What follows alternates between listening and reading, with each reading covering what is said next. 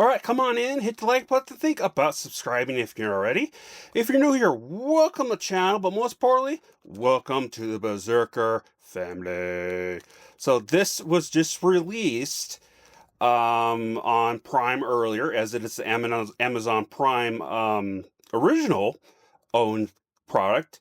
And this is my review for it. This is the 2026 action fantasy film called Masters of the Universe. This is the live action film of the famous 80s He-Man cartoon series. And I'm pretty sure they made another film either in the 80s, an actual film in the 80s or early 90s. I can't remember. It looks straight up 80s. So I don't know if it came before or during the series, but this is the plot for it nonetheless. The Sword of Power leads Prince Adam back to Eternia, a world shattered under the rule of Skeletor. Joining forces with Teela and Man-at-Arms, Adam must embrace his true destiny as He-Man, the most powerful man in the universe. Now here's some of the cast.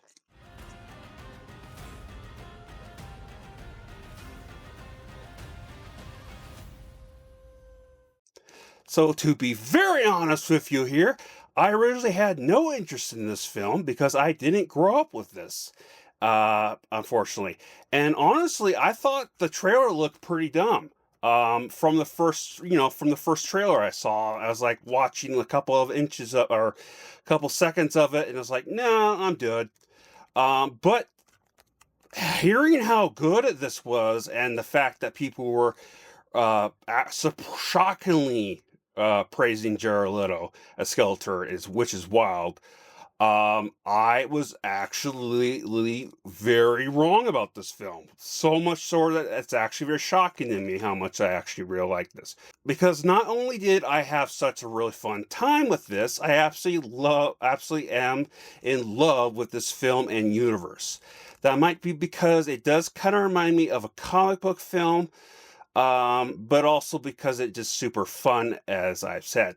Now, I don't know if this had a comic book to it, or if the comic book came first. I know comic books came first, but when it came to G.I. Joe, and then they had the series, even though technically the G.I. Joes go back as just straight up, just whole thing. You look into it, it's very wild, but when it comes to 80s stuff, I grew up with G.I. Joe is what I'm really getting at, and I didn't grow up with this. I didn't grow up with Transformers. My first honest truth to Transformers was the films, Michael Bay films.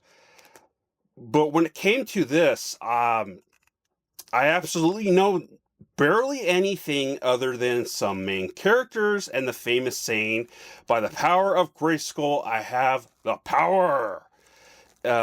And it obviously he raises it, and lightning comes down, and he changes to this muscular kind of caveman looking guy. I only know that actually because of the fact that I watched Robot Chicken, and the people behind it, like Seth Green and whatnot, are like super, super hardcore nerds that grew up with these time frames of the stuff. So that's the only reference I know to it, going into this. It did have had a very and good, quick job. Sorry, it did a very good and quick job of explaining the backstory in the universe right away. Very appreciative. It was very simple, but you can get the gist of it. It wasn't complicated.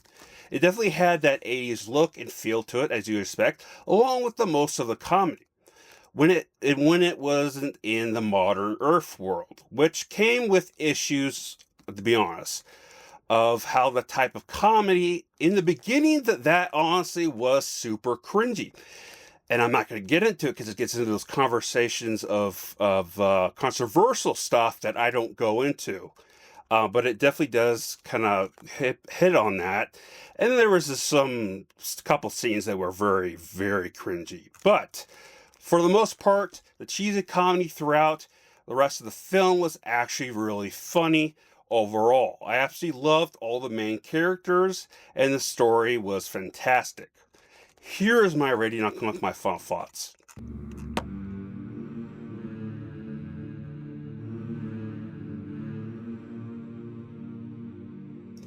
This is definitely a case of definitely don't judge a trailer by its looks.